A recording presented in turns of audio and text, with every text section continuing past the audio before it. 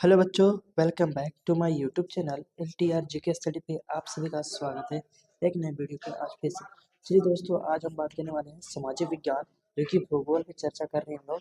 ठीक है, याद रखिएगा अध्याय हमारा 4 नहीं बल्कि 5 होगा। यहाँ पे 5 उद्योग पे चर्चा कर रहे थे जो कि हम लोगों ने भाग 1 पे बहुत सारी बातें चर्चा कर चुकी हैं, जिनमें आपको और भी विस्तार से भाग 2 में आपको देखने को मिलेगा, जो कि हम लोग कल बात करेंगे। यहाँ पे कर चुके हैं यहाँ तक हम लोगों ने ये सारा कुछ कर चुका है ना। याद रखिएगा ये सब हम लोग कर चुके हैं, जिसमें लास्ट पॉइंट हमने किया था। हम लोग लास्ट पॉइंट किए थे भारत में औद्योगिक प्रदेश, इस पे चर्चा कर चुके थे। भारत में औद्योगिक प्रदेश के बारे में चर्चा कर चुके थे। फिर आज हम बात करेंगे दोस्तों, आज बात करेंगे लौह इस्पात उद्योग। किस पे चर्चा करेंगे? लौह इस्पात उद्योग से आज स्टार्टिंग करने वाले हैं, ताकि आपको आज चैप्टर हमारा इस भाग में यानी कि भाग 2 में हमारा चैप्टर कंप्लीट होने वाला है पूरी तरह। तो चलिए स्टार्ट करते हैं, बिना टाइम वेस्ट किए वीडियो को स्टार्ट करते हैं। मेरा नाम है कलाम और आप देख रहे हैं LTR जीके स्टडी। चलिए स्टार्ट करते हैं बच्चों, देखिए ध्यान से। आप टकटकी आपको देखना है आपको, ताकि आपको पूरी तरह से समझ में आ सके। याद रखिएगा, ठीक है। तो चलिए स्टार्ट करते हैं, है ना।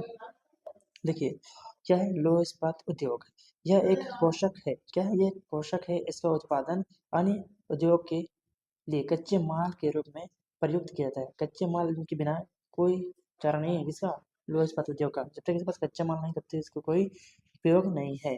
इसमें अधिक निवेश, पैसा बहुत ज़्यादा लगाना पड़ता है, श्रम भी बहुत ज़्यादा लगते हैं, पूंजी भी बहुत ज़्यादा लगाना पड़ता है, स्थान बहुत बड़ा एरिया में लेता है। ठीक है, अवसंरचरण अधिक लगती है। इसमें बहुत ही काम होता है।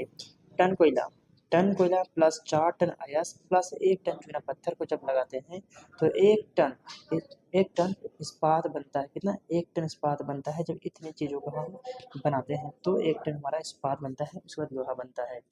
चलिए बात करते हैं इस्पात को कठोर करने के लिए। किसको? इस्पात को जब मजबूत बनाने के लिए, कठोर करने के लिए इसमें एल्युमिनियम, निकेल, तांबा की थोड़ी-थोड़ी मात्रा डाली जाती है, ताकि वो क्या हो सके? वो कठोर बन सके। कौन? इस्पात कठोर बन सके। ये उद्योग मेरुदंड कहते हैं। जो ये हमारे साथ में थोड़ी-थोड़ी डाल रहे हैं, इस प्रक्रिया को हम लोग मेरुदंड कहते हैं। याद रखिएगा, ठीक है। चलिए अब बात करते हैं हम नेक्स्ट, आगे बात करेंगे, थोड़ी चर्चा करते हैं विस्तार से। देखिए ध्यान से। हाँ, ये अब सही रह गया। अब बात करते हैं थोड़ी, काफ़ी इम्पोर्टेंट। देखिए अब बात करते हैं हम लोग भारत में इस्पात उद्योग कहाँ पे? भारत में इस्पात उद्योग कहाँ-कहाँ है स्थापित, इसके बारे में चर्चा करते हैं। देखिए भिलाई, जो इस्पात उद्योग यहाँ पे फैक्ट्री है, ये कहाँ है? भिलाई छत्तीसगढ़ में। ठीक है, छत्तीसगढ़ में है।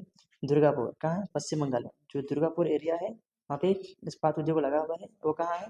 पश्चिम बंगाल में है। जमशेदपुर, ये झारखंड में है। राउरकेला, ये उड़ीसा में है। याद रखिएगा, जमशेदपुर झारखंड, राउरकेला उड़ीसा।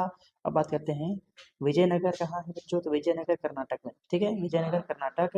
विशाखापट्टनम, तो पटना मत समझ लीजिएगा, ये आंध्र प्रदेश में है। याद रखिएगा, आंध्र प्रदेश में।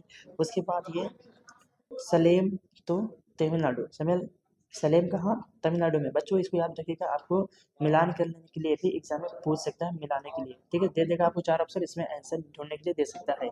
अब बात करते हैं थोड़ी जमशेदपुर, बहुत ही इंपॉर्टेंट है, इसलिए अब बात करते हैं जमशेदपुर के बारे में। ध्यान दीजिएगा जरा, कब स्थापित किया गया, कैसे स्थापित किया गया, क्या क्या नाम बदल हुआ, इसके बारे में चर्चा करेंगे। देखिएगा 1947 से पूर्व यानी कि 1947 से पहले केवल एक ही कारखाना टिस्को था। कौन था? उसका नाम पहले टिस्को था। अभी जो जमशेदपुर देख रहे हैं ना, तो टिस्को था। इसके बाद सरकार ने अपने हाथ में ले लिया। किसको? इसको, टिस्को को जो है इस्पात उद्योग को अपने हाथ में ले लिया, जमशेदपुर वाला। ठीक है, ले लिया। और लौह इस्पात संयंत्र स्थापित किया। क्या क्या? इस्पात संयंत्र स्थापित किया, मतलब फैक्ट्री और मशीनें लगाना शुरू की। अब बात करते हैं 1907 ईस्वी में टिस्को की शुरुआत हुई। किसकी? टिस्को की शुरुआत 1907 ईस्वी में होता है। 1907 ईस्वी में टिस्को की शुरुआत की गई थी। बाद में साक्ची नाम का नाम बदल कर जमशेदपुर रख दिया गया। क्या? साक्ची, जो जमशेदपुर अभी का है, उसको पहला नाम साक्ची था। साक्ची नाम बदल करके जमशेदपुर रखा गया। हुआ सर्वाधिक सुविधाजनक स्थान पर है। कहाँ? सर्वाधिक, यहाँ बहुत ही आरामदायक जगह है, एरिया बहुत ही अच्छा है। ठीक है, तो सर्वाधिक सुविधाजनक, यहाँ हर कुछ मिल जाता है। यहाँ पे जो खनिज है वो सारा कुछ आसानी से मिल जाता है, इसलिए सर्वाधिक सुविधाजनक स्थान है। अब बात करते हैं दोस्तों पीतम्बर्ग के बारे में। किसके बारे में? पीतम्बर्ग। देखिए पीतम्बर्ग ये विदेशी चीज है। ठीक है, पीतम्बर्ग संयुक्त राज्य अमेरिका का महत्वपूर्ण इस्पात नगर है। कौन? पीतम्बर्ग। ठीक है, कहाँ पर? संयुक्त राज्य अमेरिका का महत्वपूर्ण नगर है। कच्चा माल पितम्बर्ग में ही है। कहाँ कच्चा माल जो है इसके लिए, कहाँ अमेरिका वाला जो इस्पात उद्योग है उसके लिए कच्चा माल जो है वो पितम्बर्ग में ही है। लोह अयस्क मिनेसोटा की लोह की खान से 1500 किलोमीटर दूर मिनेसोटा में है। कहाँ मिनेसोटा में है। बाजार तक माल जल के माध्यम से या फिर रास्ते से जाता है, याद रखिएगा। अब बात करते हैं दोस्तों बच्चों, अब बात करते हैं थोड़ी हम लोग है इसमें देखिए, बात करते हैं टेक्सटाइल, किसके बारे में चर्चा करेंगे, टेक्सटाइल के बारे में। ठीक है, टेक्सटाइल शब्द जो है वो टोकीसिरे से व्युत्पन्न हुआ है। कहाँ से, टोकीसिरे से व्युत्पन्न हुआ है, जिसका अर्थ होता है बुनना। क्या होता है इसका अर्थ, बुनना इसका अर्थ होता है किसका, तो टेक्सटाइल का अर्थ होता है बुनना, याद रखिएगा। अब बात करते हैं सूती वस्त्र, सूती वस्त्र के बारे में चर्चा करते हैं, देखिए ध्यान से। ठीक है, सूती वस्त्र उद्योग के बारे में। ठीक है, तो धागे के कपड़े की बुनाई एक प्राचीन कला है।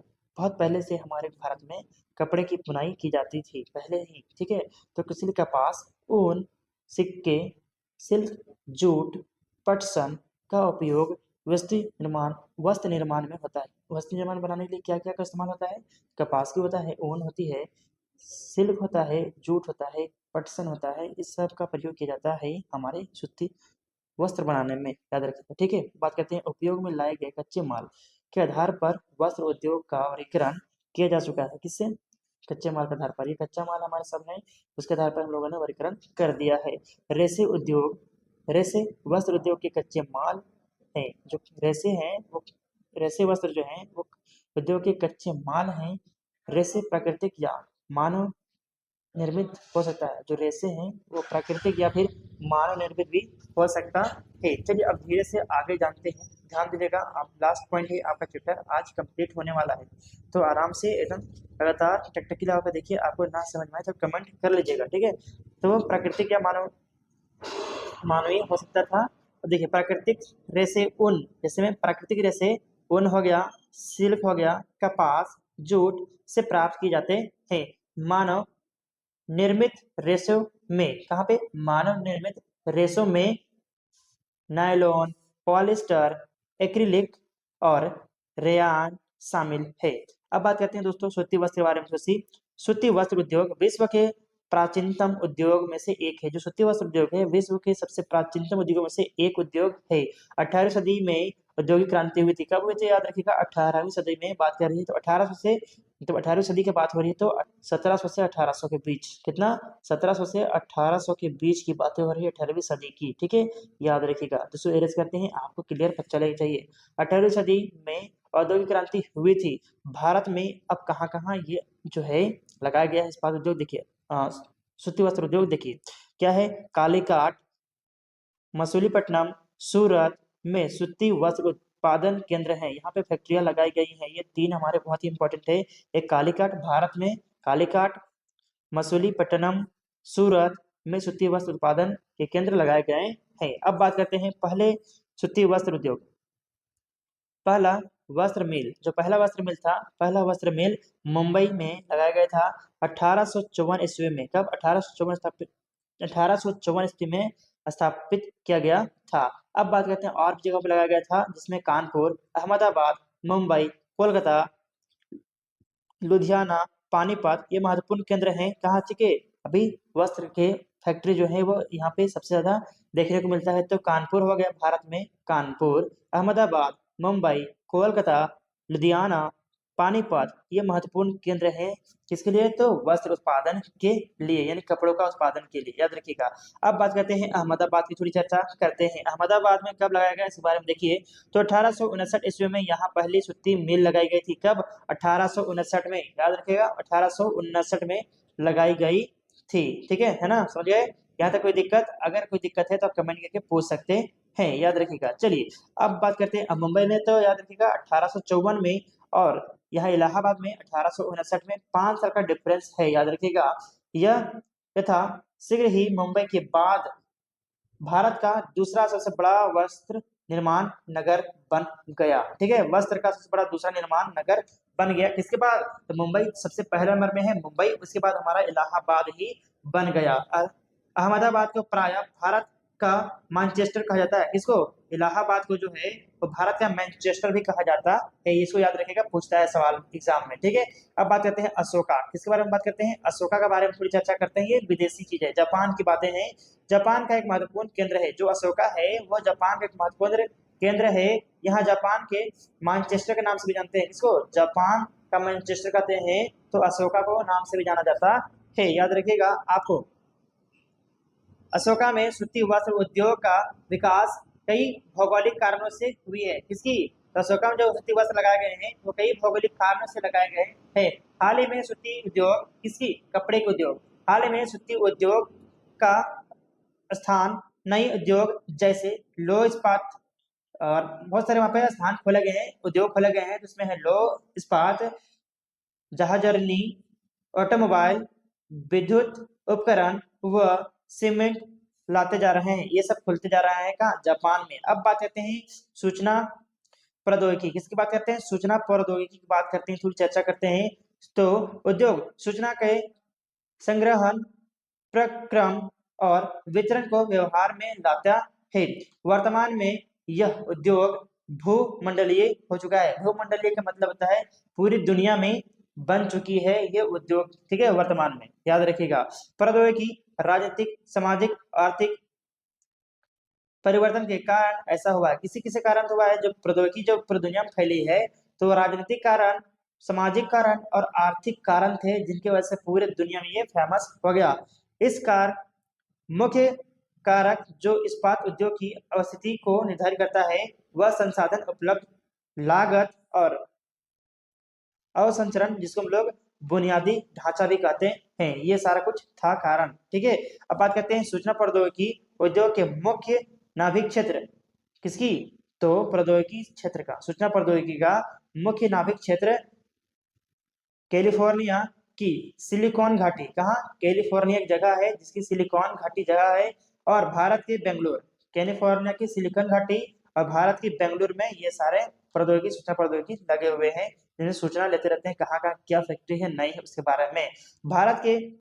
भारत के महानगरी केंद्र के अन्य उभरते सूचना प्रौद्योगिकी नाभिक क्षेत्र है, जैसे में मुंबई, न्यू दिल्ली, हैदराबाद, चेन्नई, गुड़गांव, पुणे, कोच्चि, चंडीगढ़ इत्यादि ये सारे हैं। तो दोस्तों, आज हमारा ये चैप्टर यहाँ पे कंप्लीट होता है।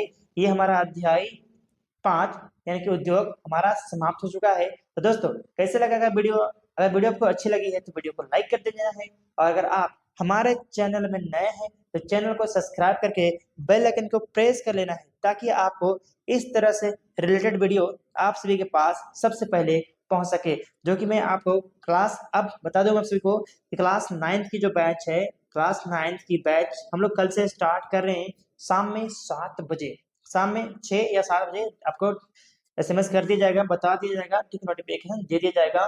तो क्लास 9th का भी बैच हम लोग 25 फरवरी से स्टार्ट करने वाले हैं, बिल्कुल free, recorded and live class के तौर पे। तो दोस्तों, आज की इतना ही, फिर मिलेंगे नेक्स्ट वीडियो में। तब तक के लिए जय हिंद, वंदे मातरम।